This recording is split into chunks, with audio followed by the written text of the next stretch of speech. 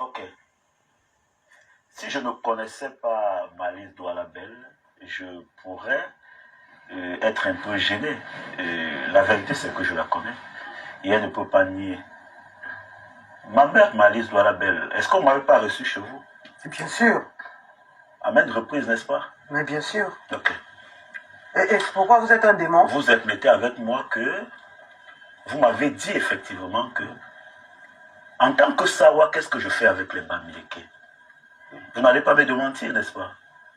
Vous m'avez dit ça en me regardant dans les yeux. Un enfant que vous accouchez, qui va à l'université, qui a pris le droit, qui a pris les principes démocratiques et qui veut se mettre au service de son pays, vous lui dites en lui regardant dans les yeux que qu'est-ce que vous faites avec les Bamileke? Vous ne vous êtes pas arrêté là. Vous m'avez dit encore que pour avoir la protection, que si jamais les velléités arrivent, il faudrait que les autorités sachent que je suis un enfant Sawa. Donc, on doit m'amener vers les autorités pour qu'on dise que voilà notre fils. Au cas où les manifestations arrivent, comme le bras séculier du régime utilise la violence et la torture. Et on ne doit pas occulter ça parce que nous savons ce qui est arrivé à Maître Michel Ndoki et à Célestin Diamène lors des marches du 26 janvier. Vous m'avez encore dit ça. Et je vous ai regardé dans les yeux, j'ai compris à quel niveau notre pays mourrait. Effectivement, parce que si en 2020, nous en sommes encore en train de développer les idéologies Bamileke, Boulou, et Bafia, alors il y a problème. Vous n'êtes pas seulement arrêté là. Ce qui était encore très difficile à comprendre, c'est votre propre élection même. Le fait qu'on vous ait enlevé le fait de candidater à cette pseudo-élection que nous n'avons pas participé.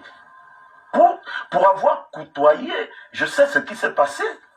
On vous a enlevé parce qu'on estime que vous n'êtes pas Sawa de souche. Et quand vous êtes venu, donc il y a des Sawa de souche qui peuvent candidater parce que dans la nomenclature de ceux qui nous gèrent, le Cameroun c'est un gâteau national.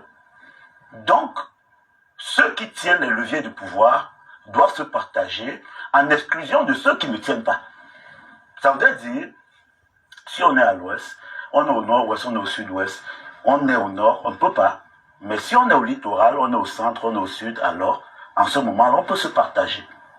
Et ce que je suis en train de vous dire en vous regardant dans les yeux, vous ne pouvez pas me démentir parce que c'est de ça qu'il est question. Ce qui a empêché que vous candidatez, c'est que celle qui vous a remplacé est définie comme Sawa de souche et qu'on vous définit comme celle qui est venue parce que vous n'êtes pas Sawa de souche. Alors, quand on finit de dire ça, ça fait mal quand je vois mon pays.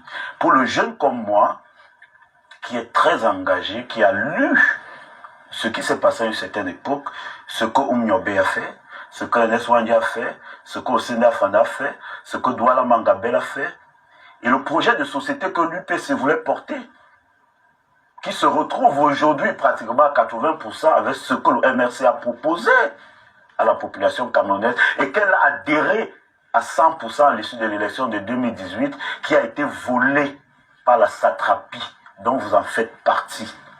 C'est gênant. Quel héritage vous donnez à la postérité, Malice Douala-Bel?